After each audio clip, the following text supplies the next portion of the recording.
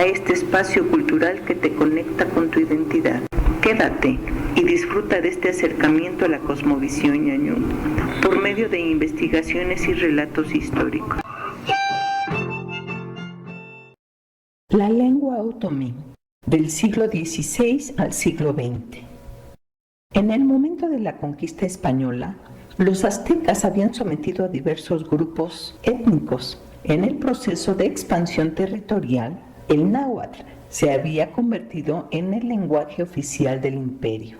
Había escribanos e intérpretes para los asuntos administrativos y tributarios, desde tierras chichimecas hasta el Istmo de Tehuantepec. En los primeros años de la conquista, los señoríos indígenas aztecas, quienes transmitían la sabiduría ancestral, entregaban a sus hijos a los frailes para que estos los educaran en el interior de los conventos, donde les enseñaban a leer, escribir, cantar y materias de la fe que pudieran ser explicadas mediante signos. La antigua escritura pictórica siguió usándose durante más de un siglo después de la caída de Tenochtitlán. Los primeros misioneros que arribaron a la Nueva España venían a evangelizar, a convertirlos al cristianismo, no a hispanizar. Estaban convencidos que el método más efectivo para la evangelización entre los indios era aprender a comunicarse con ellos en los idiomas indígenas. Los primeros esfuerzos fueron decepcionantes, así que los frailes buscaron otros métodos por medio de técnicas de campo que los antropólogos y lingüistas modernos de aquel tiempo usaban. Los religiosos, al ir aprendiendo el náhuatl, escribieron libros, gramáticas, vocabularios para el estudio del idioma, catecismos y traducciones de las escrituras para enseñar y predicar la fe, mismos que servían a las órdenes religiosas que iban llegando a la Nueva España. Gradualmente, la escritura alfabética fue reemplazando la escritura pictográfica. Los indígenas que egresaban de las escuelas conventuales sabían escribir el náhuatl con el alfabeto latino, y al ver su gran progreso, se les enseñó el latín y al encontrarse en un ambiente cotidiano, aprendieron el castellano. Para los religiosos, el náhuatl no ofreció grandes dificultades a la graficación con las letras transferidas del castellano, por lo que gozaba de un gran prestigio entre los misioneros. Los misioneros pedían a la corona se empleara el náhuatl para evangelizar, ya que esta lengua se había extendido en gran parte del territorio. Además, la lengua náhuatl era capaz de manifestar con precisión su contenido, así que Felipe II ordenó que la Universidad de México estableciera una cátedra de náhuatl y todos los clérigos, franciscanos, dominicos y agustinos debían presentar a sus superiores el certificado de egresados del curso universitario del náhuatl antes de que les fuera asignada una misión o parroquia. Los misioneros, al ir expandiendo su territorio, se percataron del gran número de lenguas que había. Por ejemplo, el idioma otomí se hablaba en los valles de México, Toluca, Puebla, Tlaxcala y el Mezquital. Por migración, habían fundado barrios y señoríos en Michoacán, en los márgenes del río Lerma y en la Sierra Madre Oriental. El otomí era un desafío porque presentaba una gama de sonidos inexistentes en el castellano. Durante siglos, los lingüistas misioneros presentaron gran dificultad para su graficación.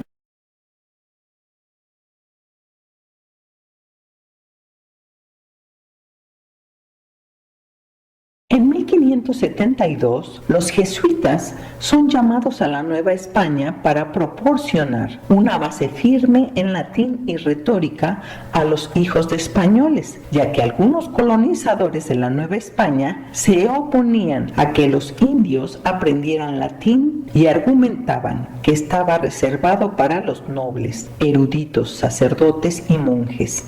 pero los jesuitas consideraron más importante aprender las lenguas indias, mientras que los franciscanos insistían en enseñar el náhuatl. Cuando los primeros 15 jesuitas llegaron a la Nueva España en 1572, los franciscanos ya habían fundado 6 conventos en el Valle del Mezquital y los agustinos otros tantos. El terreno religioso estaba ocupado y, sin embargo, desde su llegada, el plan de los jesuitas consistía en establecer misiones, cada una convirtiéndose en un núcleo de una colonia cristiana y centro de civilización. Enseñaron a los indígenas a deberes de la vida en comunidad. Mientras ellos aprendían la lengua indígena, enseñaron también técnicas de carpintería, hilado y tejido, construcción de canales de riego, así como la plantación y recolección de cosechas de trigo. Los jesuitas viajaban frecuentemente. La razón era que su mecenas y protector, Alonso de Villaseca, los apoyó en la fundación y consolidación de sus obras por medio de donaciones, asesorías, y los hacía acompañar por sus expertos para la adquisición de bienes y los apoyaba en sus relaciones. Los jesuitas fundaron el Colegio de San Pedro y San Pablo y en 1580 abren Tepotzotlán como casa de lenguas específicamente para el náhuatl, el otomí y el mazahua. Posteriormente ya dominaban el tarasco, el matlacinca y otros idiomas más. La escritura alfabética otomí fue empleada por los misioneros y sus estudiantes indígenas para la enseñanza de la doctrina cristiana. Los gobernantes otomíes la usaban para propósitos administrativos, jurídicos, epistolarios, históricos y literarios. Sin embargo, sus trabajos proporcionaron una base para la documentación de la lengua otomí y la enseñanza del idioma tanto a indígenas como a otros misioneros. ¿Para qué necesitaban los jesuitas aprender la lengua otomí?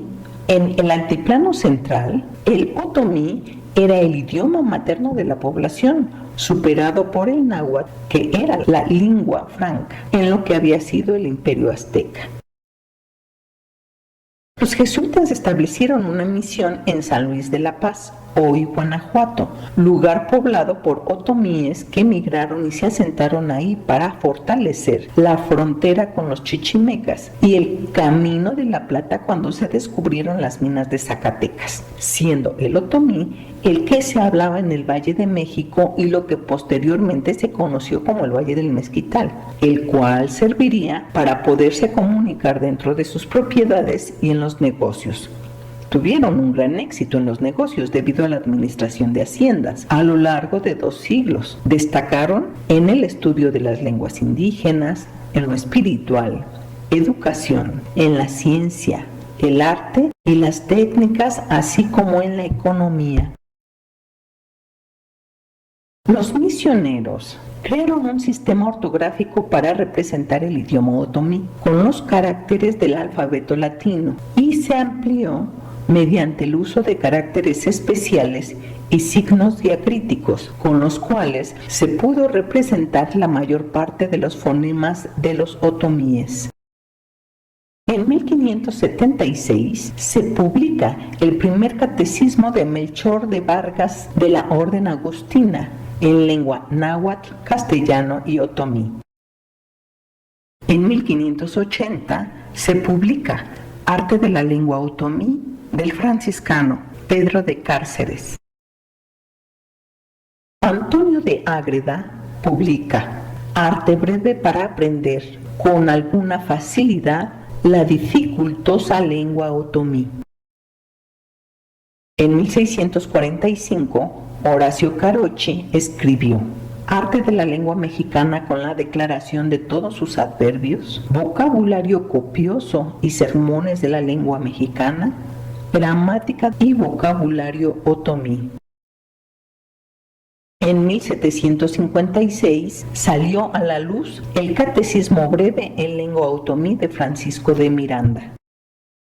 En 1767 salió a la luz una gramática con un vocabulario, las reglas de ortografía, diccionario y arte del idioma otomí de Luis Neve y Molina. En 1767 son expulsados de la Nueva España 678 jesuitas, quienes abandonan su obra espiritual, los negocios, 22 colegios, 7 escuelas de primeras letras, 20 de humanidades, 12 de arte, 10 de teología, sin contar sus más de 100 misiones.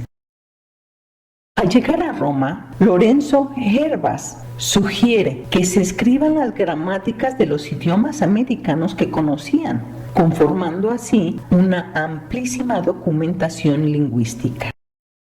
En 1785 sale impreso en otomí el breve compendio de todo lo que debe saber y entender el cristiano para poder lograr, ver, conocer y gozar de Dios nuestro Señor en el cielo eternamente, de Fray Antonio de Guadalupe Ramírez.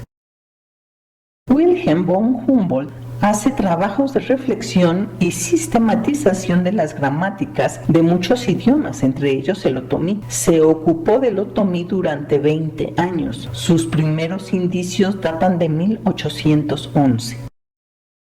En 1826 se publica el Catecismo y Declaración de la Doctrina Cristiana en lengua otomí de López Yespes Joaquín.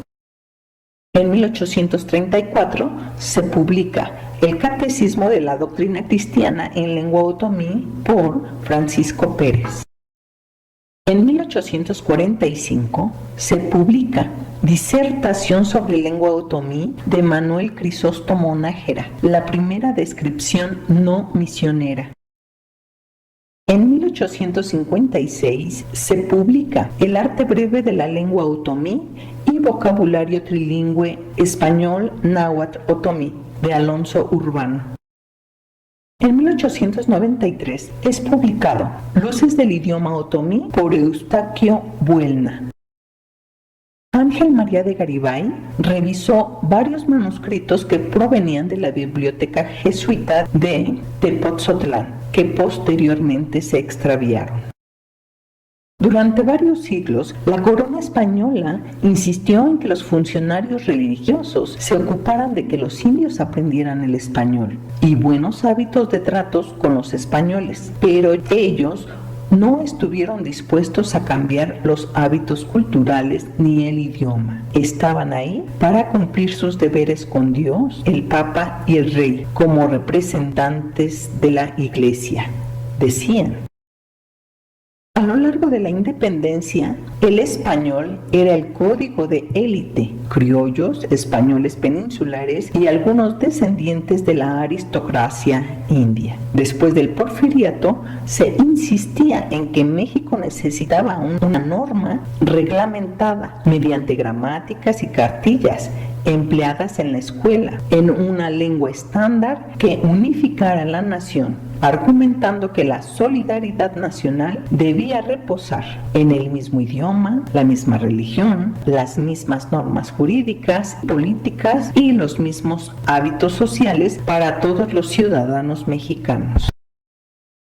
A partir de 1948 se funda el Instituto Nacional Indigenista, comité directivo constituido por políticos, administradores, educadores, antropólogos y lingüistas, cuya misión fue trabajar en las regiones indígenas, preparando a promotores culturales bilingües, elaborar material adecuado para las cartillas. Estos intermediarios culturales introducidos en las comunidades aprendían los idiomas indígenas, estudiaban su cultura y poco a poco enseñaban los valores nacionales.